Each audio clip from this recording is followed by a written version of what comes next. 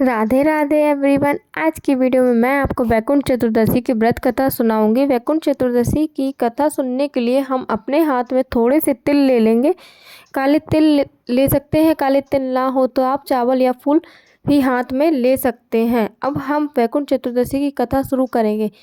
एक बार पृथ्वी लोक पर भ्रमण करते करते मनुष्यों को कष्ट देखते हुए नारद मुनि बहुत परेशान हुए और वह वैकुंठ धाम में भगवान विष्णु के पास गए। भगवान विष्णु ने उन्हें आदर सहित आसन देकर बिठाया।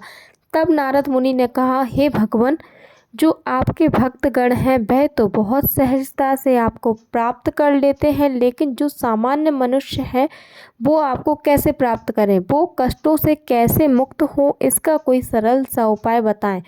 तब विष्णु भगवान बोले, नारद जी, मनुष्यों के कल्याण के लिए आपने बहुत ही उत्तम प्रश्न पूछा है, तो सुनिए। कार्तिक मास के शुक्ल पक्ष में आने वाली चतुर्दशी को जो भी मनुष्य मेरा व्रत पूजन करेगा, जो दीपदान करेगा, उसको बहुत सहज भाव से वैकुंठ धाम की प्राप्ति होगी, उसे नरक से छुटकारा मिल जाएगा। यह कहकर भगवान विष्णु ने जय विजय को बुलाया और वैकुंठ धाम के द्वार खुला। वैकुंठ चतुर्दशी के दिन वैकुंठ धाम के द्वार खुले रहते हैं। इस दिन जो कोई भी भगवान विष्णु का पूजन व्रत कथा सुनता है, उसको वैकुंठ धाम की प्राप्ति होती है। फिर भगवान विष्णु ने नारद जी को एक कथा सुनाई। बहुत समय पहले की बात है। उज्जैन नगरी में धनेश्वर नाम का एक ब्राह्मण रहता था। वो ब्राह्मण कपड़े और चमड़े का व्यापार करता था। बहुत ही पापी और दुष्ट प्रवृत्ति का वह ब्राह्मण था। व्यापार के लिए ब्राह्मण को नगर नगर घूमना पड़ता था। एक बार कार्तिक मास के महीने में ब्राह्मण नर्मदा नदी के किनारे से गुजर रहा था। तब उसने देखा कि बहुत से लोग कार्तिक स्नान कर रहे हैं। अपने व्यापार को बढ़ाने के चक्कर में पूरे कार्तिक के महीने नर्मदा नदी के किनारे ही रुक गया। ब्राह्मण ने पूरा कार्तिक का महीना भक्तजनों के संग गुजारा और कार्तिक के महीने में भगवान विष्णु का कथा पाठ सुना। कार्तिक समाप्त होने के बाद एक दिन जब ब्राह्मण नदी किनारे टहल रहा था, तब एक सांप ने उसको डस लिया, जिसकी वजह से उसकी मृत्यु हो गई। यम के दूत उसे कोड़े मारते मारते यमराज के पास लेकर गए। यमराज ने कहा कि इस दुष्ट को गर्म तेल में डाल दो। जब उसे गर्म तेल में डाला गया तो गर्म तेल शीतल जल बन गया।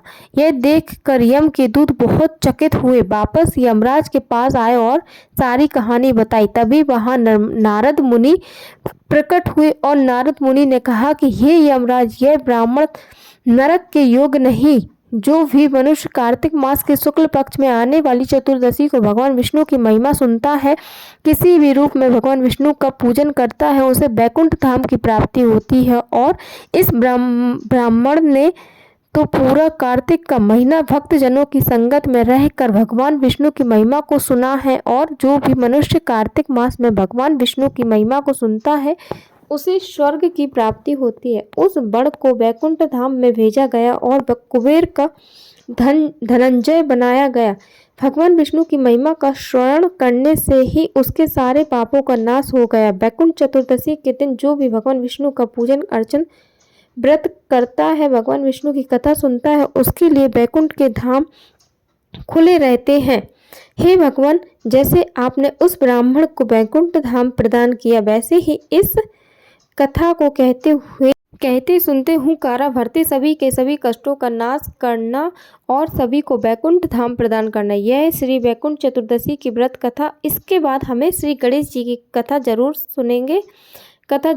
एक बार एक गांव में गणेश जी का मेला लगा था। सब लोग मेले में जा रहे थे। एक छोटी सी लड़की ने अपनी माँ से कहा, माँ, मैं भी मेले में जाऊंगी। उसकी माँ बोली, नहीं बेटा, वहाँ पर बहुत ज़्यादा भीड़ होगी, तुम कहीं गिर पड़ जाओगी तो चोट लग जाएगी। लेकिन लड़की ने जिद कर ली कि नहीं माँ, मैं तो मेले में ही जाऊंगी। तब उसकी माँ ने उसे 2 लड्डू, 1 घंटी पानी दिया। कहा, बेटा, 1 लड्डू और पानी गणेश जी को, बचा हुआ लड्डू और पानी तुम्हारा। अब 2 लड्डू और 1 घंटी पानी लेकर लड़की मेले में चली गई। जाके सीधा गणेश जी के पास बैठ गई। हे गणेश जी, एक लड्डू और पानी, तुम्हें बचा हुआ लड्डू और पानी मुझे, यह कहते कहते सुबह से शाम हो गई। सब लोग मेले से वापस आने लगे। मेला बिछड़ने लगा, लेकिन वो लड़की वहीं पर बैठी रही। बोली, जब तक गणेश जी लड्डू खा के पानी नहीं पिएंगे तब तक मैं यहाँ से नहीं जाऊँगी। सुबह से शाम हो गई, लड़की वहीं बैठी रही। गणेश जी ने सोचा, अगर यह अपने घर नहीं गई तो इसका दोष मेरे सिर लगेगा। गणेश जी एक छोटे से बालक के रूप में आए और बोले, लो तुम्हारा लड्डू खाया, लो तुम्हारा पानी पिया, अब मांगो क्या मांगना है। लड़की सोचने लगी, क्या मांगू? महल मांगू, घर मांगू, खेत मांगू, बैल मांगू, धन मांगू, सुहाग मांगू, क्या मांगू? जैसे ही लड़की यह बात सोच रही थी तभी वह बालक बोला, अब तुम अपने घर जाओ, जो जो तुमने सोचा है वो सब हो जाएगा। लड़की अपने घर आ गई। उसकी माँ बोली, बेटा इतना टाइम कहाँ लगा दिया, सब आ गए, तुम कहाँ रह गई थी? तो लड़की बोली, आपने ही तो कहा था कि गणेश जी को लड्डू खिला के पानी पिला के आना, तो मैं गणेश जी को लड्डू खिला के और पानी पिला के आई हूँ। जैसे ही लड़की ने अपनी बात पूरी की, उनका घर धन से भर गया।